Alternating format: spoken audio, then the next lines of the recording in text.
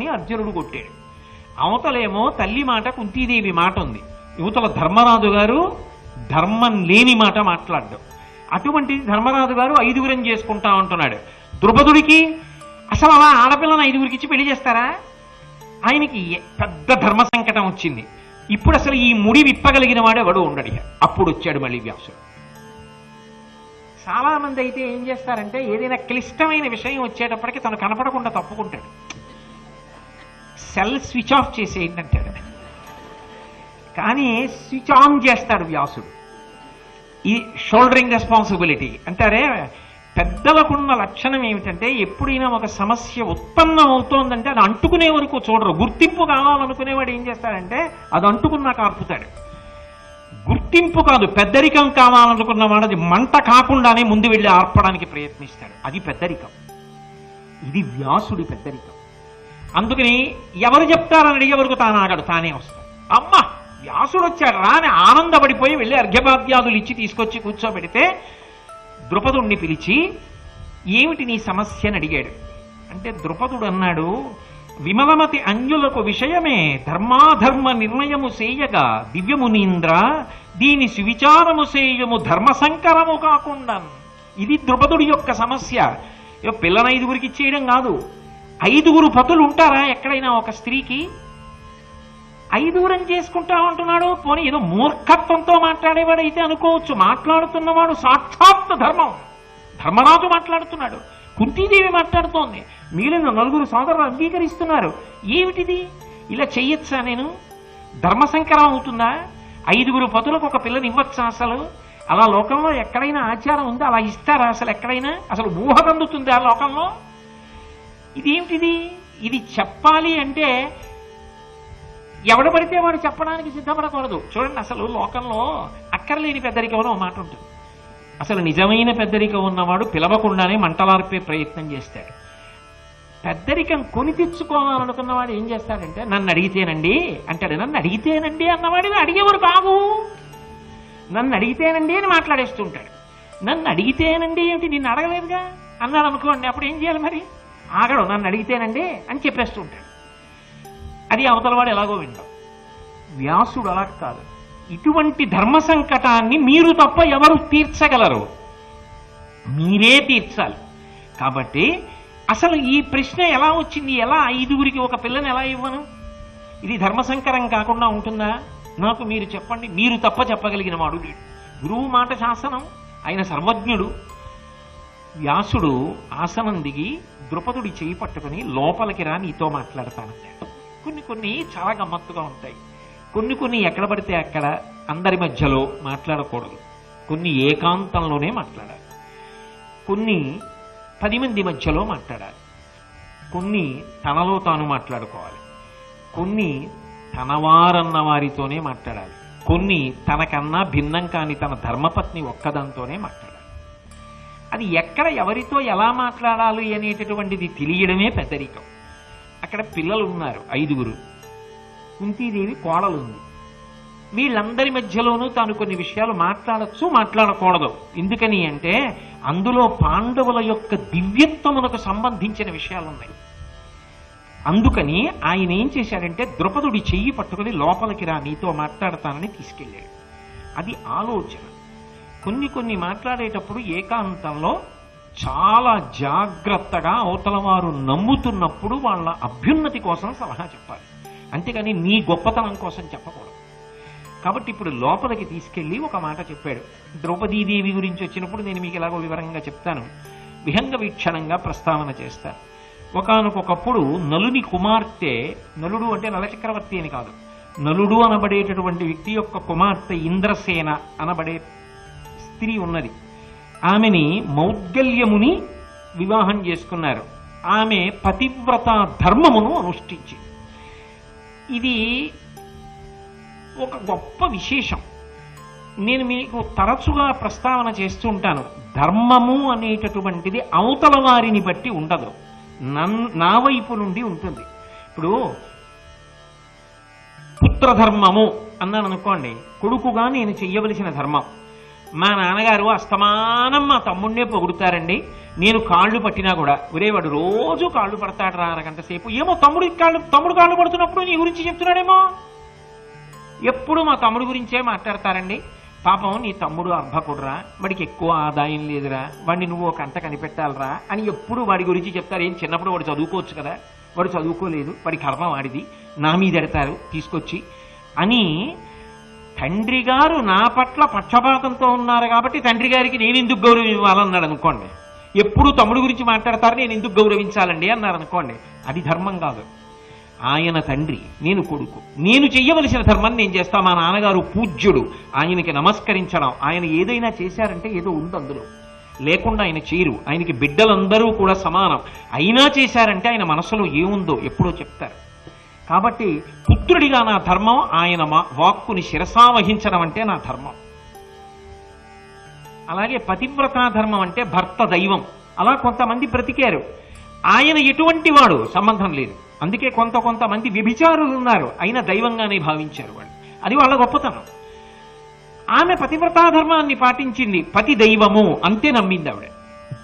ఆయనకి కుష్ఠరోగం వచ్చిందో వచ్చినట్టు నటించాడు. భార్య కీర్తిని లోకానికి ప్రకాశింపజేయాలనుకున్నాడేమో. కుష్ఠరోగం, ఒళ్ళంతా ముడతలు పడిపోయింది, చీము కారుతూ ఉంటుంది, శరీరంలోంచి గోళ్ళు మొదలైనవి ఊడి పడిపోతున్నాయి. కోపిష్టి, అస్తమానం పిలిచి దెబ్బలాడుతూ ఉంటాడు. ఈగలు ముసురుతూ ఉంటాయి శరీరం మీద. ఆమె చిరునవ్వు చెదరకుండా భర్తని సేవిస్తూ ఉంటుంది. ఎందుకంటే ఆయనకి అలా సేవ చేయడం దైవానికి సేవ చేయడం అని ఆవిడ ప్రీతి. కొన్ని ఆలోచనలండి చాలా చమత్కారంగా ఉంటాయి. వాటి గురించి చెప్పడానికి ఆశ్చర్యంగా ఉంటుంది. కంచి కామకోటి పీఠాధిపత్యం వహించిన మహాపురుషులు చంద్రశేఖరేంద్ర సరస్వతి స్వామి వారు తీర్థం ఇస్తూ ఉండేవారు. వారు త్రికాల వేది. వారి దగ్గరికి ఎవరైనా వచ్చి ఇలా చెయ్యి చాపితే చెప్పేసేవారు. వారెవరో ఏమిటో చెప్పగలిగిన ప్రజ్ఞ వారికి ఉండేది. వారు అంత గొప్ప సిద్ధిని పొందారు. ఆయన ఒక రోజున ఒక స్త్రీకి తీర్థం ఇవ్వడానికి ఉద్ధరణితో ఇలా నీళ్లు తీశారు. ఆమె తీర్థం తీసుకుని అంది, స్వామి నాకొక్క కోరిక తీరాలని ఆశీర్వదించండి అంది. ఏమమ్మా అన్నారు. నా చేతులలో నా భర్త వెళ్ళిపోవాలి అంది. ఆయన ఉద్ధరిణి పాత్రలో పడేసి 2 చేతులు వెనక్కి పెట్టి ఇలా కూర్చుంది. ఆమె వెళ్ళిపోయింది. శిష్యులందరూ పరిగెత్తుకొచ్చి, బుద్ధి ఉందమ్మా, ఈ దేశంలో ఏ స్త్రీ అయినా భర్త చేతిలో వెళ్ళిపోవాలని కోరుతుంది పసుపు కుంకాలతో. అది వెళ్ళి ఆయన్ని అడిగావా, నా భర్త నా చేతుల్లో వెళ్ళిపోవాలని, ఏం కోరికమ్మా అన్నారు. ఆయన చెయ్యి ఎత్తి వాళ్ళందరినీ ఇలా రమ్మన్నారు. ఆమె ఎందుకు అడిగిందో తెలుసా? అమాయకుడు, ఏమీ తెలియదు. ఆమె కష్టపడి సంపాదించి అన్నం పెడుతోంది. అనారోగ్యవంతుడు, మందులు తెచ్చి వేస్తోంది. ఆమె కాని వెళ్ళిపోయిందా, అతని జీవితం కుక్కలు చింపిన విస్తరి, చూసేవాడు ఉండడు. అందుకే తను వెళ్ళిపోతే ఆయన ఏ బాధలు పడిపోతాడో, తన చేతుల మీద ఆయన వెళ్ళిపోయాక తాను వెళ్ళిపోవాలనుకుంటాడు. ఆమె ప్రేమకు పరాకాష్ఠ. ఇటువంటి స్త్రీని చూసి నేను తెల్లబోయానయ్యా అని ఉద్ధరిని పక్కన పడేసి ఆయన వెనక్కి చేతులు పెట్టి కూర్చున్నాడు. తప్పు పట్టలేదు. ఒక్కొక్కరి ఆలోచన ఆశ్చర్యకరంగా ఉంటుంది, ఉదాత్తంగా ఉంటుంది. అది మనం చెప్పలేము. ఆమె ఇంత దైన్యంలో నా భర్త ఉన్నాడు, అన్ని విధాలా బాగున్నవాడిని సేవించడం పెద్ద గొప్పే ఉంది, ఇటువంటి భర్తని సేవించడం నా జీవితంలో అదృష్టం అని ఆవిడ అనుకుంది. అలా అనుకున్న తల్లికి నమస్కారం చేసి విడిచిపెట్టేస్తే సంస్కారం, దాని మీద చేర్చక్కర్లేదు. కాబట్టి ఆమె తన భర్త అన్నం తిన్న తరువాత మిగిలిపోయినటువంటి అన్నాన్ని తినడం అలవాటు చేసుకుంది. ఒకరోజు ఆమె ఆ మిగిలిన అన్నాన్ని తింటూ ఉంటే కుష్ఠరోగంతో ఉన్నాడు కాబట్టి ఆయన అన్నం తింటున్నప్పుడు ఒక వేలు ఊడి అందులో పడిపోయింది, వేలు ముక్క. అది ఆ వేలు ముక్క వచ్చింది. ఆమె అసహ్యించుకోకుండా చీము నెత్తురుతో ఉన్న వేలు తీసి పక్కన పెట్టి అన్నం తింది. ఆయన చూశాడు. ఆయన గొప్ప తపశ్చక్రవర్తి, ఎంతటి మహాపతివ్రతవు, అసహ్యించుకుంటావేమోనని చూశారు. పిల్లాడి మీద ప్రేమతో పిల్లవాడు చేసినటువంటి చేష్టితమును భరించినటువంటి తల్లిలో భర్తని భరించింది ఆవిడ. దీనికి తెల్లబోయాడు ఆయన. బా, ఏమి ఔదార్యం నీది, ఏం కావాలని అడిగాడు. ఆమె అంది, మీరు మహాతపశ్చక్రవర్తులు, మీ శరీరం గురించి మీరు పట్టించుకోలే, నాకు కోరికుంది, ఇది మీరు తప్పుగా ఆలోచన చేయకండి. ఆమె కూడా ఒక స్త్రీ, ఆయన భార్య, మీరు సురూపాన్ని పొంది, మంచి రూపాన్ని పొంది 5 రూపాలతో నాతో క్రీడించాలని నాకు కోరిక ఉంది. అదెంత పని? తాను మళ్ళీ మంచి రూపాన్ని పొంది తాను 5గా మారి దివ్యమైన విమానంలో ఉద్యానవనాలు చూపిస్తూ ప్రకృతిని పరిశీలనం చేస్తూ సంతోషిస్తూ ఆయన క్రీడించాడు. తరువాత కొంతకాలానికి ఆమె శరీరం వదిలిపెట్టేసింది. కానీ ఈ కోరిక పూర్తిగా తీరకుండా వదిలిపెట్టింది. వాసనాబలం కాశీరాజుకి కుమార్తెగా పుట్టి ఆ కాశీరాజుకి కుమార్తెగా పుట్టినప్పుడు ఆమెకి కొంతకాలం వివాహం కాలేదు. వివాహం కాకపోతే మళ్ళీ భర్త కోసం పరితాపాన్ని పొంది పరమశివుడి కోసం తపస్సు చేస్తూ ఉండగా ఆమె పక్క నుంచి ఒక రోజున ఇంద్రుడు, అలాగే వాయుదేవుడు, అశ్విని దేవతలు, యమధర్మరాజు గారు వెళ్ళిపోతున్నారు. వెళ్ళిపోతూ ఆమె వంక చూశారు. వారికి ఎందుకో ప్రీతి కలిగింది. అయ్యో పాపం, భర్త కోసం ఇంత తపస్సు చేస్తోందే అని నీవు మా 5 అంశాలతో వచ్చినటువంటి 5 పతులకు భార్య అవుదువుగాక అని వెళ్ళిపోయారు. ఇప్పుడు అది దేవతల వాక్కు. ఆ తర్వాత ఆమె తపస్సుకి శివుడు ప్రత్యక్షం అయ్యాడు. ఏం కావాలన్నాడు. 5 మాటలు ఆమె పతి కావాలి, పతి కావాలి, పతి కావాలంది. 5 మాటలు అడిగావు కాబట్టి 5 పతులకు భార్య అవుతావు అన్నాడు.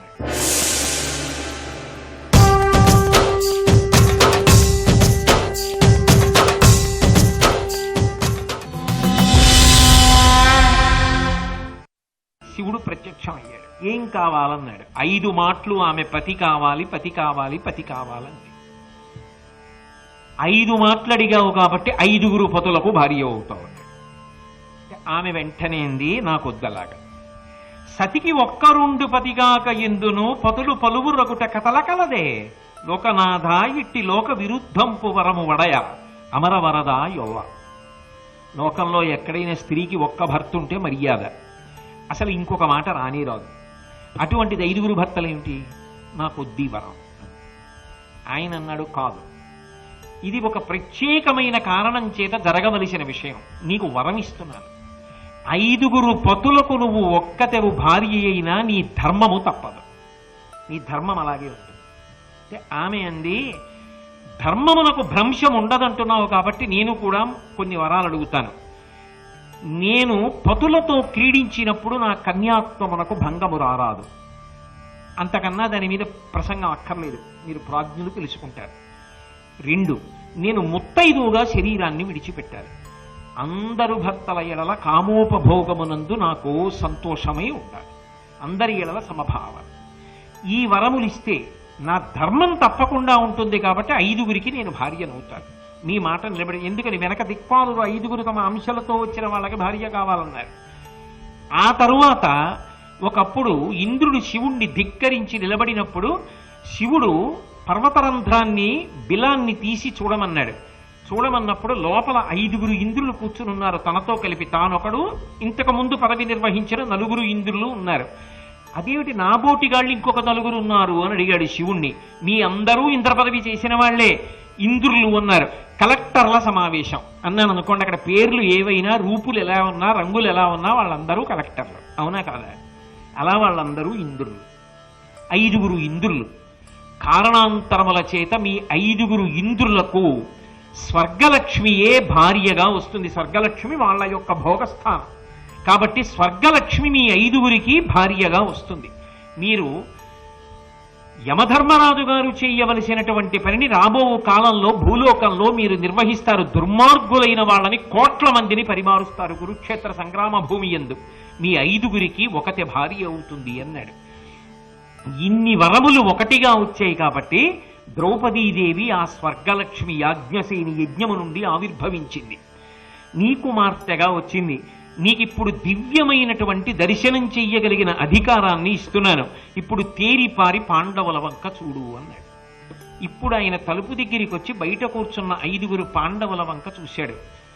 అంతంతెత్తు శరీరాలతో 5 ఇంద్రులు కనబడ్డారు. వాళ్ళు తత్వత 5 ఇంద్రులే కాబట్టి ఆమె ఇంద్రుని యొక్క లక్ష్మి, స్వర్గలక్ష్మి. కాబట్టి ద్రౌపదీదేవిని ఈ 5 ఇవ్వడంలో ధర్మమునందు వైక్లభ్యము లేదు. కాబట్టి కన్యాదానం చేయమన్నాడు. అప్పుడు 5గురికి కన్యాదానం చేశాడు. అది ఈశ్వరాజ్ఞ. దాని వలన కాలంలో ఎన్నో విశేషాలు జరగాలి. అందుకని ఆమె 5గురికి ఇల్లాలైంది. వ్యాస భగవానుడు వచ్చి ఉండి ఉండకపోతే పరమశివుడు ఇచ్చినటువంటి వరం కూడా అక్కడ నిలబడడం కష్టం. ఎందుకనంటే ద్రుపద మహారాజు ఎలా చేస్తాడు? దిక్పాలురు కోరుకున్నటువంటి విషయం, వారి సంకల్పములు కూడా నెరవేరడం కష్టం. ఆమె తపస్సు నిరర్థకం. ఇన్నీ కూడా నిలబడాలి అంటే ఆ సమయంలో వ్యాసుడు రావాలి. వచ్చి అక్కడ వచ్చినటువంటి పెద్ద వైక్లభ్యాన్ని తొలగించి కాపాడాడు. అలాగే తరువాతి కాలంలో ద్రౌపదీదేవిని వివాహం చేసుకున్నారు. పాండవులు అరణ్యవాసం చేయడానికి వెళ్ళవలసి వచ్చింది. మీకు అందరికీ తెలుసు. అరణ్యవాసం చేస్తున్నారు. ఆ అరణ్యవాసం చేస్తున్నటువంటి కాలంలో భీముడికి ధర్మరాజుకి సంవాదం జరిగింది. ధర్మరాజు గారికి కొన్ని రాత్రులు నిద్ర పట్టేది కాదు. ఎందుకు నిద్ర పట్టేది కాదు అంటే ఆయనకు ఒక భయం ఉండేది. దుర్యోధనుడు తనంత తాను రాజ్యాన్ని ఇవ్వడు. అరణ్యవాసం అజ్ఞాతవాసం ఎలాగో అలా పూర్తి చేసేస్తారు. పూర్తి చేసేసి బయటికి వచ్చిన తర్వాత మా రాజ్య భాగం మాకిమ్మని అడుగుతాడు. న్యాయంగా ఏం చేయాలి? అరణ్యవాసం అజ్ఞాతవాసం అయిపోతే ఇవ్వాలి. కానీ ఇవ్వడు దుర్యోధనుడు. ఇవ్వనప్పుడు రాజ్యభాగం అడుగుతారు. నేను ఇవ్వనంటాడు. ఇవ్వనన్న తర్వాత ఏం చేయాలి? క్షాత్రధర్మం బ్రతిమాలుకుని కూర్చోకూడదు, యుద్ధం చెయ్యాలి. యుద్ధం చెయ్యవలసి వస్తే సమాన దృష్టి కలిగిన వారు అందరూ మనవలే అన్న భావన కలిగినటువంటి భీష్మద్రోణాది వీరులు కురుపక్షంలో ఉండి యుద్ధం చేస్తారు. కృపాచార్యుడున్నాడు. ఆ పైన ధర్మరాజు గారి పెద్ద భయం ఏమిటంటే కర్ణుడున్నాడు. కర్ణుడికి సహజమైన కవచమున్నది, కుండలములున్నాయి. ఆ కర్ణుడు యుద్ధంలో వచ్చి బాణాలు ప్రయోగం చేస్తే అర్జునుడు నిలబడగలడా? ఇంతమంది మహావీరులందరూ అవతల వైపు నిలబడితే 5గురు పాండవుల యుద్ధానికి వెళ్ళినంత మాత్రం చేత గెలుస్తారని నమ్మకం ఏమిటి? ఇంతకు ముందు తమ చేత ఓడిపోయినటువంటి రాజులందరూ కూడా దుర్యోధనుడి చేత సమ్మానింపబడి ఇప్పుడు ఆయన ఛత్రం కింద చేరిపోయారు. ఎందరో రాజులు తమ తమ సైన్యములతో కలిసి యుద్ధానికి వస్తారు. 5గురు పాండవులు కలిసి ఎలా ఎదుర్కొంటారు? భీష్ముడు స్వచ్ఛంద మరణం, ద్రోణాచార్యులు వారు స్వయంగా గురువుగారు, కృపాచార్యుడు చిరంజీవి, అశ్వత్థామ పరమశివుని వరంచేత ద్రోణాచార్యులకు పుట్టినటువంటి గురుపుత్రుడు. అవతల ఒక్కొక్క వ్యక్తిని చూస్తే, శకుని చూస్తే ఏం సామాన్యమైనటువంటి వాడు కాడు. ఈ పైన కర్ణుడు ఉండనే ఉన్నాడు. ఇంతటి మహావీరుల్ని ఎలా పడగొట్టడం? ఎలా నడుస్తుంది యుద్ధం? ఎలా గెలుస్తాం? గెలవలేనప్పుడు రాజ్యం రాదు. ఆ పైన ఓటమి ఎలా? గెలవడం అనేటటువంటిది ఎలా సంభవం అవుతుంది? ఈ ఆలోచనలతో ధర్మరాజుకి నిద్రపట్టేది కాదు. ఒక రోజున మళ్ళీ వచ్చాడు వ్యాస భగవానుడు. అరణ్యవాసం జరుగుతూ ఉండగా వచ్చాడు. వచ్చి పాండవులను ఊరడించి వెళ్ళాడు. ఈ ఊరడించి వెళ్ళడం ఒకెత్తైతే, ఇదే సమయంలో అక్కడ దుర్యోధనుడు ఒక ప్రణాళిక వేశాడు. ఎందుకని? పక్కన ఉన్నటువంటి వాళ్ళు శకుని, కర్ణుడు మొదలైన వాళ్ళు ఉన్నారు. ఇది అదును. పాండవుల పక్కన ఏ ఇతర రాజులు లేరు. పాండవుల వెనక సైన్యం లేదు. కేవలము 5గురు అరణ్యంలో దొరికినటువంటి కందమూలములు మొదలైనవి తిని బతుకుతున్నారు. ఇప్పుడు మనం ఇంత సైన్యంతో వెళ్ళి 5గురిని మట్టు పెట్టడం చాలా తేలిక. అందున వాళ్ళు అలా అనుకోరు. అకస్మాత్తుగా వెళ్ళి యుద్ధం చేద్దాం. చేస్తే 5గురు ఎంతకని యుద్ధం చేస్తారు? 5గురిని మట్టు పెట్టేస్తాం. శత్రుశేషం పోయింది అక్కడతో. ఇక యావత్ భారతాన్ని, మనం అఖండ భారతాన్ని సంతోషంగా ఏలవచ్చు. కుట్ర చేసి యుద్ధానికి సన్నద్ధం అవుతున్నాడు. వ్యాసుడు త్రికాలవేది. ఆయన తెలుసుకున్నాడు యుద్ధానికి వెడుతున్నాడు దుర్యోధనుడని. అకస్మాత్తుగా ధృతరాష్ట్ర మహారాజు దగ్గరికి వెళ్ళాడు. వెళ్ళి కొడుకు కదూ ధృతరాష్ట్రుడితో మాట్లాడుతున్నాడు. వనగతుల నివారలపై చని భంగము పొంది రాగ సమకట్టెడు నీ తనయుడు కావున నీ వాత నివారింపము అది అనుచితంబని నిమ్మిన్. వాళ్ళు అమాయకులు. ఇప్పుడు 5గురే ఉన్నారు, అరణ్యవాసంలో ఉన్నారని వాళ్ళ మీద యుద్ధం ప్రకటించి సంహరించడానికి నీ కుమారుడు సర్వసైన్యములతో కలిసి బయలుదేరుతున్నాడు. ఇది పరమ అన్యాయం, కుట్ర. నువ్వు తండ్రివి. దుర్యోధనుడిని మందలించడమే కాదు, అవతల పాండవులకు పెద్ద తండ్రివి. ఇటువంటి పని చెయ్యొచ్చా నీ కొడుకు? చెయ్యకూడదు. కాబట్టి మందలించు, నా మాట విను. నీ కొడుకుని పిలిచి తప్పురా, ఇటువంటి పని చెయ్యకూడదని చెప్పు. వినుమేనును నీవును శాంతనవుడు విదురుండు ఉండి తగునే అధర్మంబును ఉపేక్షింపగా అనయంబును పాండవ విగ్రహంబు పుట్టుట లగ్గే. ఓ ధృతరాష్ట్ర మహారాజా, నీకొక మాట చెప్తాను విను. నేనున్నాను. ఆ పైన శాంతనవుడు భీష్మాచార్యుల వారు ఉన్నారు, నువ్వున్నావు, విదురుడు ఉన్నాడు, మన నలుగురం ఈ వంశంలో పెద్దవాళ్ళం ఉన్నాం, నీ కొడుకు బిడ్డడుగా ఉన్నవాడు, అటువంటి వాడు అంత చిన్నవాడు ధర్మాన్ని అతిక్రమించి ప్రవర్తిస్తుంటే జనమేజయుడు వేసిన ప్రశ్నల్లో ఇదొకటి. మీరెందుకు చెప్పలేదు అని. మనం చెప్పకుండా ఎందుకుండాలి? కాబట్టి నువ్వు నీ కొడుక్కి చెప్పు. ఇంతమంది పెద్దలు ఉండగా అన్యాయం జరగడానికి వీల్లేదు, అధర్మం జరగడానికి వీల్లేదు. ఇంతమంది పెద్దలు ఉండి అధర్మం జరిగిపోతే అర్థం ఎక్కడుంది ఇంకా? కాబట్టి ఇంతమంది ఉండగా అధర్మం జరిగితే దానికి అర్థం ఎక్కడుంది? కాబట్టి వెళ్ళండి, వెళ్ళి చెప్పు, నీ కొడుకుతో మాట్లాడు, ఇటువంటి దుర్మార్గపు పని చెయ్యరాదని శాసనం చెయ్యి. ధృతరాష్ట్ర మహారాజా, నీ కొడుకు మీద నీకు ప్రేమ ఉండవచ్చు, తప్పులేదు. ఒకప్పుడు సురభి కూడా ఇలాగే ప్రేమ పొందింది. ఇంద్రసురభి వృత్తాంతం అని వృత్తాంతం చెప్పాడు వ్యాసుడు. సురభి అని ఈ ఆవులు ఎద్దులు అన్నీ ఆమె యొక్క సంతానం. బలమైనటువంటి ఎద్దులతో బలహీనమైనటువంటి ఎద్దుల్ని కూడా కాడికి కట్టి అవి లాగలేకపోతుంటే తోక మిలిపెట్టి కొరడాతో కొట్టి దున్నిస్తుంటే బాధపడి ఏడుస్తూ ఇంద్రుడి దగ్గరికి వెళ్ళింది. ఇంద్రుడు అన్నాడు, ఎందుకమ్మా బెంగ పెట్టుకుంటావు? నీకు ఎంతో సంతానం ఉన్నది, అందులో కొంతమంది బాధపడుతున్నారు బలం లేక, ఆ పాటిదానికి నా దగ్గరికి వచ్చావా అన్నాడు. ఆ పాటిదానికి నా దగ్గరికి వచ్చావా అనకు. తల్లిదండ్రులకు ఎంతమంది సంతానం ఉన్నా ఒక్క బిడ్డడు బాధపడినా తట్టుకోలేరు. అందరూ బాగుండాలని కోరుకుంటారు, అంతేకాని 10 మంది సంతానం ఉంటే 9 బాగున్నారు కదా, ఒకడు పోతే ఏమిటి అనుకోరు. అందరూ బాగుండాలని కోరుకుంటారు, అది తల్లి తండ్రి అంటే. కాబట్టి నా దూడలు బలహీనమైనవి కూడా బాగుపడడానికి, బలంగా ఉండడానికి, బాధపడకుండా ఉండడానికి నువ్వు అనుగ్రహం చెయ్యాలి. ఇంద్రుడు అన్నాడు, ఇక పైన భూమి మీద విశేషంగా గడ్డి పెరిగేటట్టు, బలహీనమైన దూడలు కూడా గడ్డి తిని బలం పొందేటట్టు అనుగ్రహిస్తాను. ఇంత పుత్రప్రేమ అని ఇంద్రుడు ముక్కున వేలేసుకున్నాడు. సురభికే తప్పలేదు పుత్రప్రేమ. ధృతరాష్ట్ర మహారాజా, నీకు పుత్రప్రేమ ఉండడం తప్పు కాదు, కానీ ఒక్కటి గుర్తుపెట్టుకో, నీకు 100 కారు పుత్రులు, 105. ఎందుకని? తమ్ముడు లేడు, మరణించాడు. మరణించినప్పుడు పెదతండ్రివి, వాళ్ళ యోగక్షేమాలు నువ్వు చూడొద్దా? ఆ 5 ఎలా పోయినా పర్వాలేదు, ఈ 100 మంది బాగుంటే సరిపోతుందా? దుర్యోధనుడికి ఎదురు చెప్పలేవా? శాసనం చేయలేవా? కాబట్టి నా మాట విను. ఇంకొక మాట చెప్తున్నాను, నువ్వు వాళ్ళకి వీళ్ళకి సంధి చేసి పెద్దవాడైన ధర్మరాజు దగ్గర నీ కొడుకైనటువంటి సుయోధనుడు ప్రేమతో బ్రతకడం అలవాటు చేస్తే వాడి మనసు మారుతుంది కొంతకాలానికి.